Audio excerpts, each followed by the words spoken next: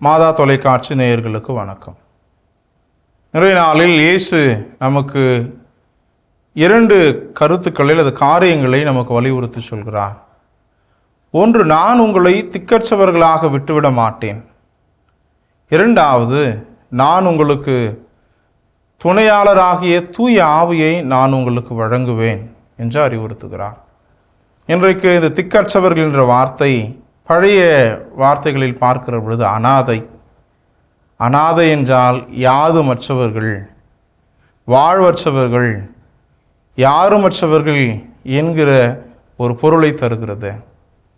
ஆக இயேசு சொல்வது, நான் தந்தையிடம் செல்கிறேன். அப்படி நான் தந்தையிடம் செல்வதால் நான் உங்களை திக்கற்றவர்களாக விட்டுவிடுவதில்லை. நீங்கள் எந்த நிலையிலும் தடுமாறாமல் வாழ்வீர்கள் என்பதை அறிவுறுத்துகிறார். இதை நாம் எப்படி புரிந்து கொள்வது? இன்றைக்கு அன்பு செய்கிற எல்லோருமே பயத்தில் வாழ்ந்து கொண்டிருப்பவர்களாக தான் இருக்கிறார்கள். இதனால் எனில், நான் அன்பு செய்பவர் என்னை விட்டு விலகி விடுவாரோ, நான் அன்பு செய்பவர் எனக்கு துரோகம் இழைப்பாரோ, நான் அன்பு செய்பவர் என்னை ஏமாற்றி விடுவாரோ என்கிற ஒரு வகையான பயத்தில் எல்லோரும் வாழ்ந்து கொண்டிருக்கிறார்கள். எல்லோரும் வாழ்ந்து கொண்டு தான் இருக்கிறோம். ஆக இப்படி இயேசு சென்று விடுவதனால் நாம் பயந்து விடுவோம் என்றும், சீடர்கள் பயந்து கொண்டிருக்கிற அந்த தன்மையை கண்டும் இயேசு அவர்களுக்கு உறுதியளிப்பது, நான் உங்களை திக்கற்றவர்களாக விட்டுவிட மாட்டேன். இரண்டாவது, அப்படி நான் உங்களை திக்கற்றவர்களாக விட்டுவிடாமல் இருக்கிற நிலையில் உங்களை கவனித்து கொள்ள, உங்களை வழிநடத்த துணையாளரை அனுப்புவேன்.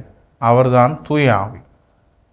அப்போ தூய ஆவியாரை நாம் நோக்கி எப்பொழுதெல்லாம் ஜெபிக்கிறோம், துணையாளர் நமக்கு காட்டுகிற அந்த நெறிமுறைகளை நாம் எப்பொழுதெல்லாம் உணர்ந்து கொள்கிறோம் என்பதை நாம் சிந்தித்து பார்க்க இந்த நாளிலே அழைக்கப்படுகிறோம்.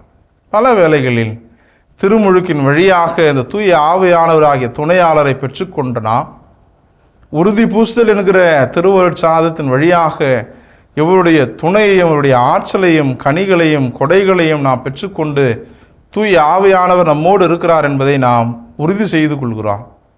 அதன் பிறகு நாம் எப்பொழுது கடைசியாக தூய ஆவியானவரை நோக்கி நாம் வேண்டி இருக்கிறோம், ஜெபித்திருக்கிறோம், அவரை எப்பொழுது நாம் அழைத்திருக்கிறோம் என்பதை இந்த நாளிலே நாம் சிந்தித்து பார்க்க அழைக்கப்படுகிறோம். அன்புக்குரியவர்களே, இந்த துணையாளராகிய துணையானவர் தூய ஆவியானவர் என்னாலும் நம்மோடு இருப்பவராக இருக்கிறார், நமக்கு துணையாளராகவும் இருக்கிறார். நாம் எப்பொழுது எப்படி பேச வேண்டும் என்பதையும், எப்பொழுது நாம் என்ன செய்ய வேண்டும் என்பதையும் நம்ம கற்றுத்தருபவராக இருக்கிறார். இதை தான் நாம் குரானிலே நாம் வாசிக்கிறோம். நம்முடைய 2 புறங்களிலும் 2 வகையான ஆவியானவர்கள் இருக்கிறார்கள். ஒரு புறம் சாத்தான், இன்னொரு புறம் தூய ஆவி. எப்பொழுதெல்லாம் நாம் அதிகமாக தீய எண்ணங்களை நாம் செய்கிறோமோ அப்பொழுதெல்லாம் நாம் இந்த சாத்தானுடைய ஆவிக்கு நாம் அதிகமாக கவனம் செலுத்துகிறோம் என்றும், எப்பொழுதெல்லாம் நாம் அதிகமாக நன்மை செய்கிறோமோ அப்பொழுதெல்லாம் இந்த துணையாளராகிய தூய ஆவியானுடைய வார்த்தையை நாம் அதிகமாக கேட்கிறோம் என்றும் குரானிலே கற்றுத்தரப்படுகிறது. ஆக இந்த நாளில் நாம் நம்முடைய நடைமுறை வாழ்வில் செய்கிற எல்லா செயல்களிலும் நாம் அதிகமாக நன்மையை செய்கிறோமா தீமையை செய்கிறோமா என்று நாம் சிந்தித்து பார்ப்போம். ஒருவேளை நன்மையை அதிகம் செய்கிறோம் எனில் தூய ஆவியானவருக்கு நாம் அதிகமாக செவிமடுக்கிறோம் என்பது அர்த்தமாக இருக்கிறது. ஆக இயேசு நாம் நன்மை செய்தாலும் தீமை செய்தாலும் நம்மை திக்கற்றவர்களாக அவர் விட்டு விடுவதில்லை. அதோடு நாம் நல்வழியில் வாழவும் நல் நெறியில் இருக்கவும் துணையாளரை நமக்கு அனுப்பியிருக்கிறார்.